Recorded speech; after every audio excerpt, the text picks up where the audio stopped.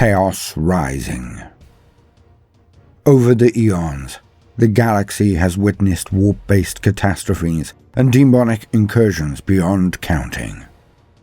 Since the inception of the Imperial Inquisition, even the fact that such a thing is possible is deemed too dangerous for the citizens of the Imperium to know. For knowledge breeds heresy, as surely as a fly-blown corpse breeds maggots.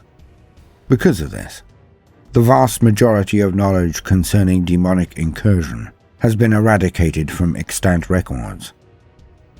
The events that follow are recorded only in prescribed Imperial texts and heretical Xenos scripts that the Inquisition has yet to destroy.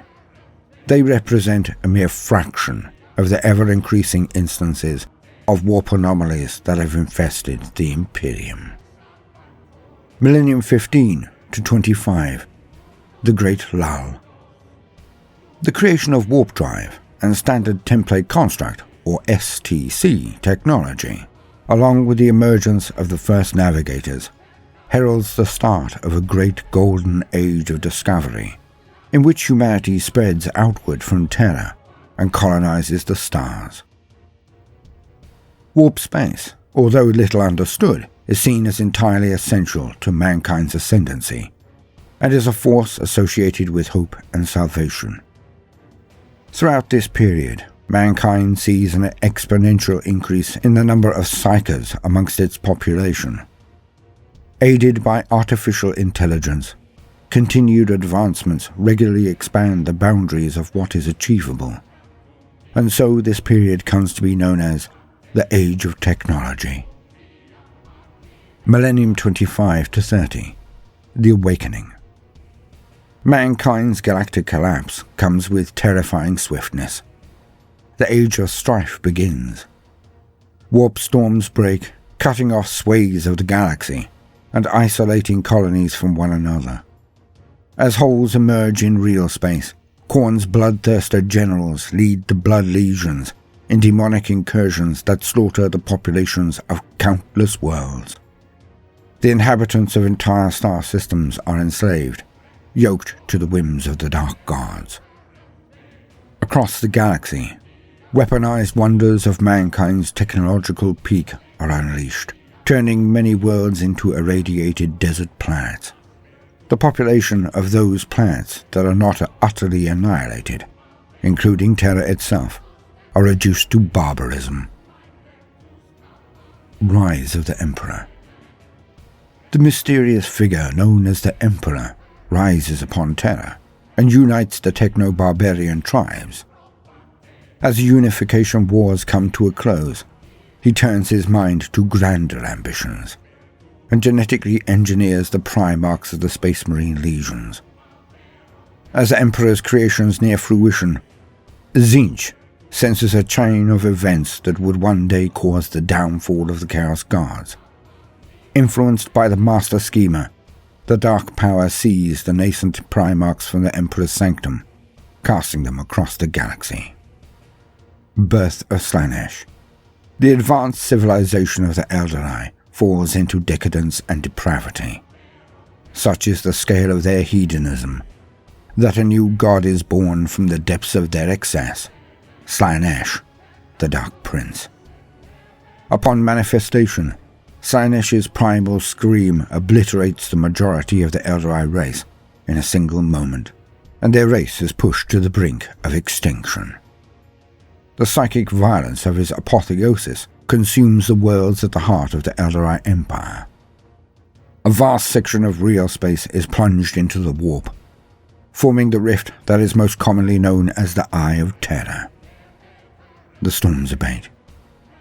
Upon the birth of Slaanesh, the vast warp storms that swept across the galaxy are becalmed, reduced in frequency, size, and ferocity. Millennium 30 to 31, Dawn of the Imperium. A new order begins to unfold, a force that wishes to forge a galactic empire able to rule the stars. Such goals run counter to the desires of the Chaos Gods, for the power each of them seek is absolute. The piercing light. The formless murk of warp space is penetrated by an energy beacon that stabs outwards from Terra and across the galaxy. Invisible in real space, the Astronomicon serves as a psychic landmark, a constant navigation point that enables safer warp travel. For the dark gods, it is hateful to gaze upon, its constant beam bringing unwelcome order to the infernal seas of chaos. The great game begins. Glutted upon the souls of the Eldari, the Dark Prince expands his domain. Such a bold move is met with great opposition, and the Chaos Gods turn their attention fully to the great game. So it is that as the warp storms die down, the Emperor of Mankind is able to lead the united forces of Terra and Mars outwards into the galaxy on the Great Crusade.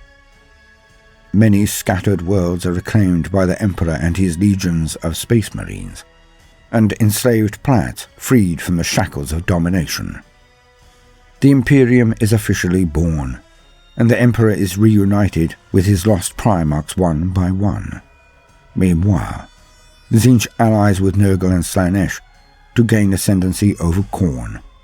Yet it is short-lived.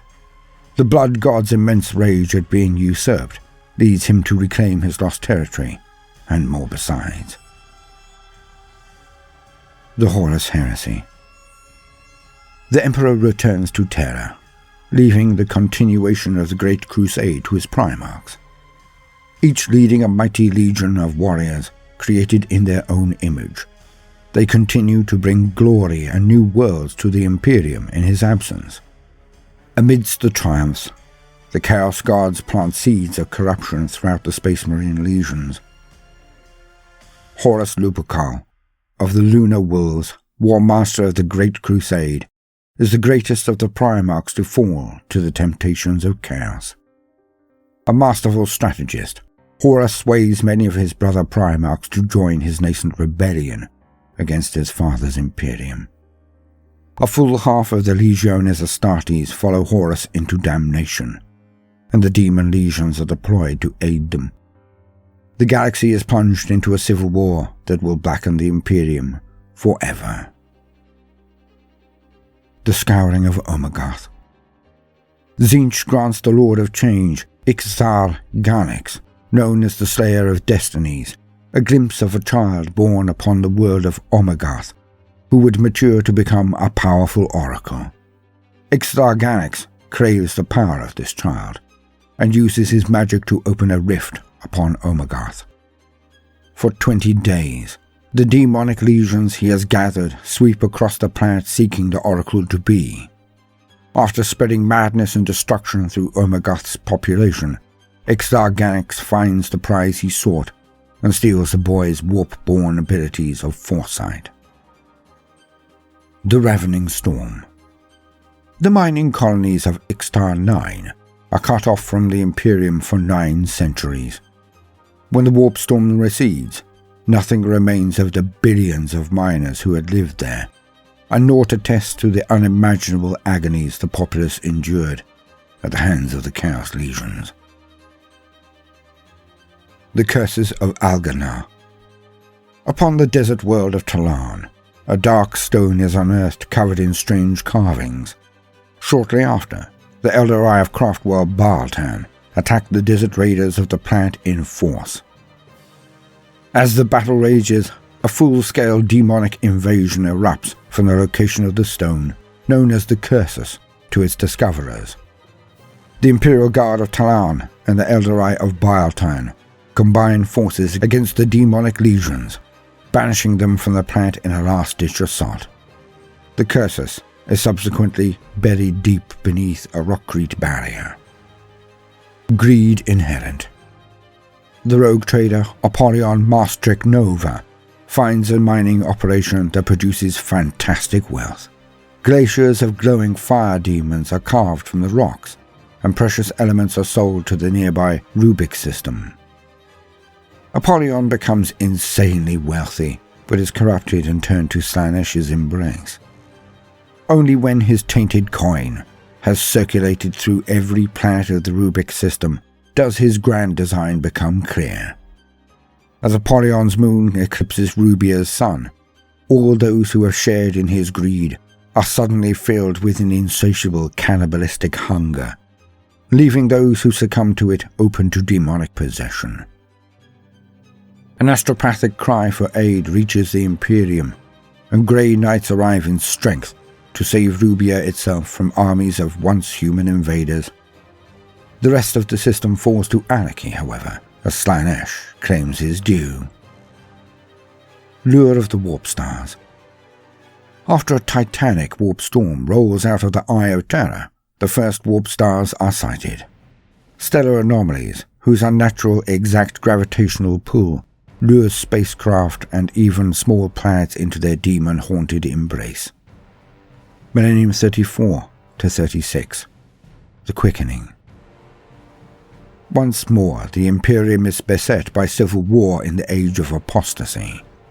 It is a time of false prophets and intrigue, of anarchy and war, and in the end, plague. As the stages of the age of apostasy unfold, Tzeentch, then Nurgle, become the dominant powers within the realm of chaos. The Cultist Uprising. As the Ecclesiarchy consolidates its hold on the Imperium, it is beset by a number of zealot cults nurtured amongst its own ranks. Through whispers, lies, and, at times, absolute and unbearable truth, over 100,000 rebellions take root in the Ecclesiarchy. Deluge of Sickness.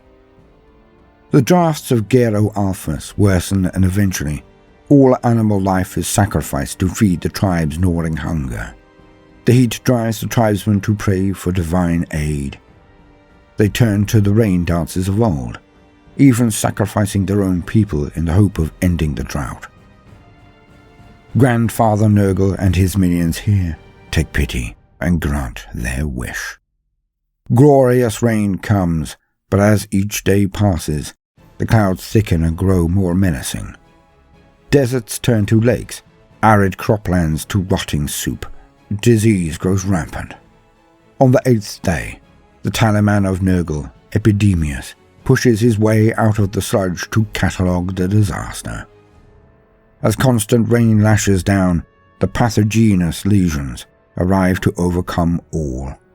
A week later, Gero Alphas disappears altogether from all Imperial records. 8 entire systems follow, with Roticus Rainfather leading the epidemic legions to spread Nurgle's generosity to surrounding worlds. The Soul Hunger. Roiling currents in the warp continue to leak into real space, building in power to partially obscure the Emperor's light. The Keepers of the Golden Throne demand that the number of Imperial Psychers sacrificed to sustain the Astronomicon is increased 4-fold, and the black ships that collect the wretched offerings ramp up in number accordingly. With the increase in sacrifices, the Emperor's light once more shines forth across the length and breadth of the Imperium, but the cost in lives is high. Ruin of Fallen 10. The industrial world of Fallen 10 is subjected to a crippling month-long orbital bombardment under the orders of demon-possessed Admiral Koth. In the wake of the bombardment, the scintillating legions of Tzeentch scour the planet. Millennium 38 to 40. A Red Age dawning. The incessant warring of this period sees the rise of Khorne in the Imperium, and the Blood God is once more first amongst the great game's players. The chief victim of Khorne's rise is Nurgle, who falls below all his brothers in power. Wrath of the Chaos Sun. In the Maxil Beta system, a red giant star explodes in a warp-tainted supernova. All those touched by its dark chaos energies are mutated, possessed, or destroyed outright. The Imperium mobilizes every military asset within 50 light years of the event, sending them straight to war. The resultant disaster is eventually contained, at the cost of uncounted billions of lives. The Changeling and the Maiden. Harlequins visit the Eldorite craft world Ilsariath, pledging to assist the Craftworld in their war against the demon-worshipping humans of the Viriad Collective. Disaster strikes during the Harlequin's traditional pre-battle performance. The Solitaire, who alone can play the role of Slaanesh, begins to depart from the usual patterns. To the horror of the Eldorei present, the Solitaire catches the warrior playing the Great Harlequin just as he is supposed to escape from Slaanesh's clutches and breaks his neck. Cackling, the Solitaire reveals himself to be the Changeling, yet before the Eldorei can react, the mask of Slaanesh is summoned, and the glamour-bedazzled Eldorei are easy prey. The demon heralds vent their spite upon Harlequin and Craftworlder alike, opening a portal into a haunted spar of the webway and allowing the lesser demons of the cavalcades to pour through.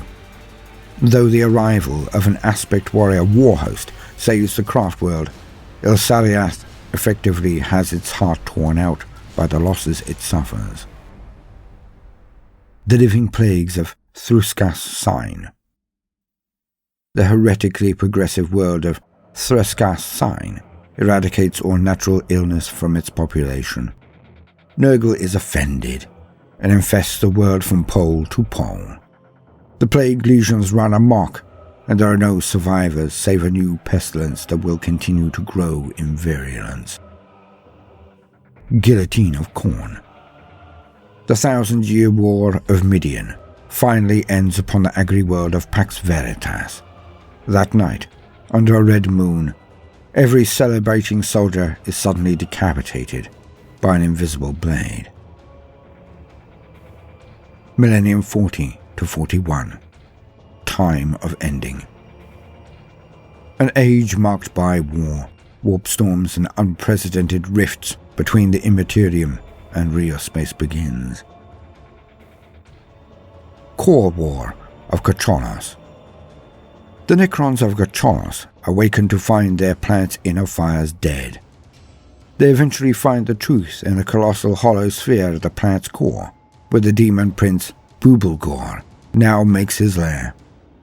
The titanic entity, having grown mighty after slaughtering the humans of Kacholos, takes exception to the metal ants stalking upon his burrow.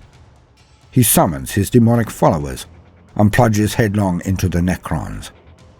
Battle rages in the darkness until the Necrons are obliterated, and the metal skulls heaped deep within the planet's cold womb.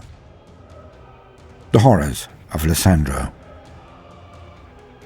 Warpstorm Iagon visits its fury upon the planet of Lysandro.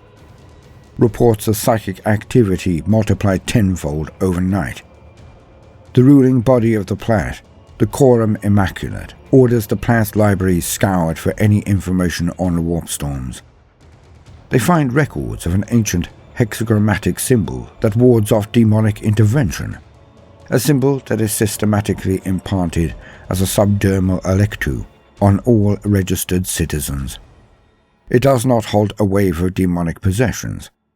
Every citizen with an electu falls writhing to the ground, a pink horror climbing from their convulsing husk.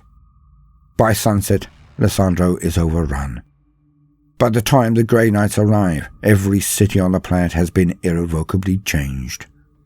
The Grey Knights take the battle to those demons still cavorting in the ruins, but find not a single soul alive. When the purgation teams breach the libraries, they encounter the architects of the catastrophe, the legendary blue scribes, who vanish into the ether. In their wake, it becomes clear that the symbol left in the grimoires was not one of banishment, but of invitation. The Perillian Catastrophes. The Perillian gas belt, described in Gunston the Heretic's approximations as the blasted remains of some vast star predator, swirls across several systems, infesting each with demonic incursions. As the pattern of destruction continues, a radical sect of the Inquisition resorts to sorcery to disperse the malignant gas belt. A Game of Blood. The Flesh Tearers chapter responds to an unfolding conflict in the Adionis sector and battle against several of Tzeentch's conflagration legions, ultimately sealing the warp rift through which the demons arrived. But victory is not as simple as it first seems, for the scheming changeling lies at the heart of this strife. Ever manipulating the cosmic strands of fate, the changeling has plans afoot to not only strike a blow against Khorne, but also to tempt the flesh tearers towards damnation. The blood tide returns. The blood legions of Khorne rampage across the galaxy. Although one such legion is repelled at great cost by the demon-slaying Knights of Titan on the world of Van Horn, dozens more spread slaughter across the stars. Geistos Cataclysm. On the agri-world of Geistos, a young meat worker's migraines lead to an escalating demonic incursion that culminates with the planet sky being cut open by Khorne's own blade. Despite the efforts of the Silver Skulls and Grey Knights chapters, Exterminatus is enacted. Fall of the Seers of Lugganath. The craft world of Lugganath falls prey to the brittle coma. Its seer council project their spirits into the Garden of Nurgle, hoping to find the cure, but instead they meet a tragic and unsettling end. The Scarlet Hunt. The decadent Drukhari noble, Zorothriel of the Flaying Blade, outdoes his rivals by staging a daring hunt upon the demon world of Cornax. Amongst the captured beasts is a three-headed fleshhound that Zorothriel senses would make a kingly gift in Khormara's gladiatorial arenas. But the creature breaks its shackles, frees its packmates, and prowls the warship's corridors, killing all on board and feasting upon the corpses of its captors. The Warpsmith's Will. Vostok Pistolhand of the Iron Warriors, Traitor Legion, stages a coup over Daisos, a soul forge occupied by the demon binding Dark Mechanicum. After a single night of bloodshed, the entire world is given over to the production of demonic engines for the Warpsmith's army. Each new horror is slaved to Pistolhand's will by the forbidden rite known as the Concatechism. The Warpsmith's chaos sorcerers summon demon after demon to the soul forges, binding them into the flames with iron-worded spells. The planet blackens with the poison smog of industry. Eventually, the Chaos God's gaze falls upon the wholesale abduction of their servants, and they are most displeased. 4 demonic legions materialize upon Daisos, one sent by each of the ruinous powers. United in their outrage, they prove unstoppable. Though Pistolhand's armies boast thousands of mechanical terrors, the invaders seem without number. Daisos is conquered within a month. As the demon legions break apart and start to fight over the spoils of victory, the war for Daisos starts anew. The Laughing Death. 100,000 demonettes invade the rust plain of ferrite Mons, when the planet's overprivileged ruler jokingly invites the handmaidens of Slaanesh to his feast. Even the elite regiments of the Vostroyan Firstborn cannot slay the demons, whose laughter blends with the screams of the ferrite aristocracy. The Fracture of Baltan. The demonic herald of Slaanesh, known as the Mask, masterminds an invasion of the maiden world of Ursulia, where she had discovered a secret route of ingress to the craft world of Baltan. Having beguiled the exiled demon Scarbrand and his followers to aid her, the Mask uses the bloodthirster's rage-fueled strength to shatter the runic locks of a webway portal to the Eldorite worldship. Once aboard, the Mask leads her siren to corrupt Baltan's wraithbone core, fracturing the craft world and releasing a veritable feast of Eldorite souls for Slaanesh to consume. The 13th Black Crusade. Abaddon the Despoiler leads a Black Crusade of unprecedented size against the fortress world of Cadia, intending to overrun its defenses and plunge on towards terror. With him come the demon legions of the warp, reality buckling before their advance. The Imperium shudders as a tidal wave of chaos pours into real space, and the galaxy stands on the brink of ultimate destruction. Cadia falls, although many Imperial forces escape its destruction, as infighting hampers chaos pursuit. Return of a Primarch. The blind spot in Tzeentch's precognition sight clears, but too late for the Chaos Powers to halt the revival of the loyalist Primarch Reboot Guilliman. The Great Rift. Reality itself cracks under the pressure of millennia of chaos machinations come to fruition.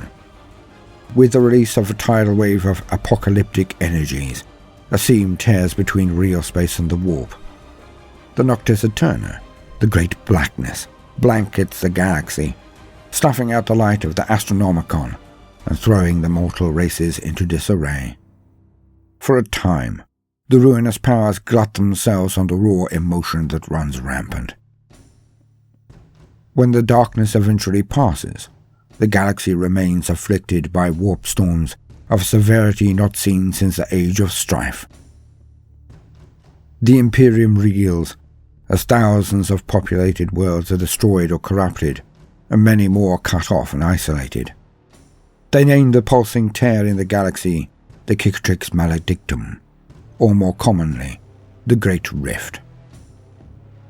The Scourge Stars. Nurgle sends forth from his garden dozens of plague legions to overrun the 3 sprawling star systems to the galactic north of Ultramar. Once conquered, these worlds become a stronghold for the plague god's mortal and immortal followers. The Blood Crusade. Reveling in the knowledge of the slaughter to come, Khorne roars, its power creating further cracks in reality. Riding upon the crests of these warp storms come the Blood Legions, forming 8 different spearheads that sweep across the galaxy. Their only aim is to maim, ravage and slaughter in the name of the Lord of Battle, and the legions go wherever their erratic storms take them. Sometimes the armies materialize for mere moments, appearing to those mortals that behold them as nightmarish visions of death. More often, they manifest long enough to decimate the entire worlds. Mortal followers of Khorne, from cults to Chaos Space Marine renegades, follow the trail of blood they leave. The Plotter plots. Tzeentch looks upon the Scourge Stars with jealousy, and desires new territory of his own. Far in the galactic north, behind the darkest shroud of warp storms, Tzeentch sends forth his scintillating legions to create a new realm of madness in the Stygius sector. Many wars follow, as prismatic demon worlds take shape.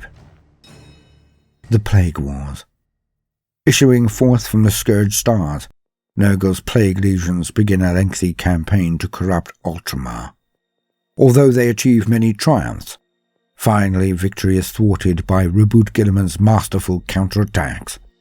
The ensuing stalemate is only broken when Nurgle recalls much of his strength, ordering his most powerful greater demons and their legions to help defend the Scourge Stars. The Crowns of Excess. The explosion of entropic energies released into the galaxy signals the start of a hedonistic rampage for Slaanesh's demons. Aimlessly following the strongest of the warp storms, the legions of excess cavort wildly across a multitude of star systems, drinking in the emotions of the terrified populaces before feeding upon their souls. The humans of Hiveworld Goldroth are enticed into a gluttonous cannibalistic feast that only ends with their own self-consumption. The legions of excess throw themselves into such performances with abandon, and the pleasure-seeking demons scatter across the galaxy in search of increasingly shocking methods with which to catch their master's wandering gaze.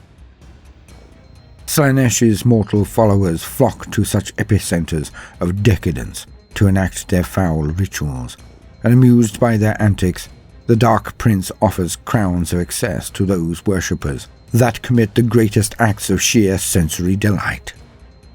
War in the Rift. Tzeentch tricks Khorne into averting his gaze from his Blood Crusade to look instead upon the Scourge Stars. There the Blood God espies Nurgle's diseased bloom fields blossoming within real space. Bellowing with rage, Khorne redirects his legions to attack his brother's growing domain. Dozens of Tzeentch's legions follow in their red wake. So begins the War in the Rift, the greatest conflict of the Great Game to ever spill into reality. In response to the invasions, Nurgle launches 7 counterattacks, the largest of which strikes into the Stygius sector, for the plague god rightly suspects Tzeentch is behind the assaults upon his real space stronghold. Even as Chaos Fateweaver leads an assault upon Nurgle's garden, Rotigus heads the invasion of the Stygius sector. Slaanesh allies with all 3 of his brothers at different times, his fickle nature drawing the ire of all, but Khorne especially. The titanic engagements between the Chaos God's legions take place across 100 fronts, but one single battle stands above all others, for none can match the sheer scale of slaughter that occurs upon the planet of Vigrid. Armies clash, and powers of such magnitude are released that the planet, now reshaped into a demonic world, is shattered. The debris shifting into the warp, where the surviving combatants continue their battle as they float upon the formless sea of the Imperium. It is a maelstrom of conflict unending, with each side sending in a constant stream of new legions. Seeking an end to the battle, Tzeentch suggests a contest of champions to settle the matter. Each of the Chaos Guards, sure of their own victory, agrees. Clash of Champions. For a brief moment, the galaxy is freed from the baleful gaze of the Chaos Guards, for their attention is drawn elsewhere. Each of the brothers selects their mightiest champion alongside a few favored legions.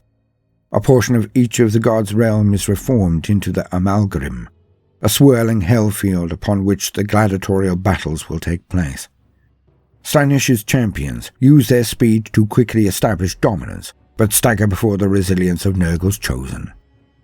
Tzeentch's champions unleash sorcerous bolts of such magnitude that time itself collapses around them, but none can match the martial prowess and endless fury of Khorne's warriors. The advantage continues to change hands, until Tzeentch's foremost champion, Chaos Fateweaver, emerges victorious through trickery. So loud is Khorne's bellow of fury, however, that all of Chaos's illusions are broken, and the battlefield itself blasted apart in fire, and even real space shakes at its foundations. With that, the great game resumes in a million different forms across a million different fronts. The galaxy's respite passes, and the demon legions of the Chaos Guards once again turn real space into a constant battlefield, at the behest of their dark masters.